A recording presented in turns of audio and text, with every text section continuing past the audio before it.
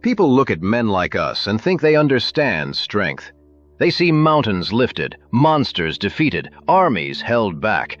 On Eternia, children hear stories of He-Man and imagine the sword of power makes courage simple. But the sword has never been the difficult part. The difficult part is possessing enough power to destroy an enemy, and remembering that destruction is not the same thing as victory. Skeletor has never understood that. He believes power exists to make others submit, that if he can seize Grayskull, everything beneath him will finally recognize his greatness. Sometimes I think that is the greatest danger of strength, believing that because you can force the world to obey you, you somehow have the right to. I've met people who believe the same thing. Zod thought his power made him superior to the people of Earth. Darkseid goes further. He wants a universe where nobody even has the freedom to disagree with him. That's why my parents cared so much about how they raised me. Earth's yellow sun gave me powers most people could only dream of, but Kansas taught me what to do with them. My father never cared whether I could lift a tractor or outrun a train.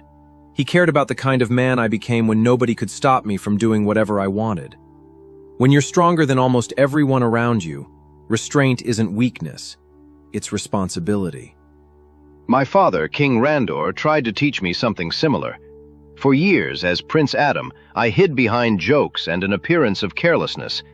People assumed I lacked courage because they couldn't see what I carried inside me. But becoming He-Man didn't create that courage. The power of Grayskull gave me greater strength. It didn't give me compassion. That came from my family, my friends, and from seeing Eternia not simply as a kingdom, but as a home filled with people worth protecting. Perhaps that's why Skeletor could never truly understand Grayskull. He desires its power, but not its burden. That's the part people sometimes miss about compassion. It isn't softness. I've fought enemies who've hurt innocent people, threatened my family, destroyed entire cities. There are moments when compassion can feel almost irresponsible. You stop someone, they return, and people get hurt again. I've asked myself whether mercy can become its own kind of selfishness. But compassion doesn't mean refusing to fight. Sometimes protecting people means hitting back with everything you've got. The question is why you're doing it. There's a difference between stopping someone because others are in danger and hurting them because you enjoy making them suffer. Once punishment becomes the point, you're not protecting anyone anymore. You're feeding something in yourself. And with the power we have, that's a very dangerous thing to feed. I know that temptation. There have been moments when Skeletor's cruelty has made mercy feel foolish. Moments when anger whispered that Eternia would be safer if I simply ended the threat forever. But anger is an impatient counselor.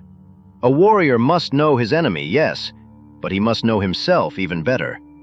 I used to think courage meant never fearing what another person might do to you. Now I think there is another kind of courage. Refusing to become the very thing you are fighting. I think that's one of the hardest lessons power teaches you. People assume the greatest test of my strength is whether I can stop an asteroid or stand against someone as powerful as I am. Sometimes the harder thing is much smaller. Listening when I could command. Kneeling beside someone who's terrified instead of towering over them. Trusting people to make their own choices, even when I think they're making the wrong one. My dad taught me that I could make people afraid of how powerful I was, or I could make them feel safer because I was there. I've always tried to choose the second. Then perhaps strength and compassion are not opposites at all. Perhaps compassion is what gives strength its purpose. When I raise the sword of power, I declare, I have the power. But those words were never meant to mean, therefore I may do as I please. They mean something closer to, therefore I must use it well. I think my parents would have understood that. Anyone can use power to make the world fear them. But if you can be strong enough to fight without becoming cruel, powerful enough to lead without needing to control, and brave enough to remain gentle in a world that often mistakes gentleness for weakness, that's a different kind of strength. The strength to protect rather than conquer. And to make people trust your strength, instead of fear it.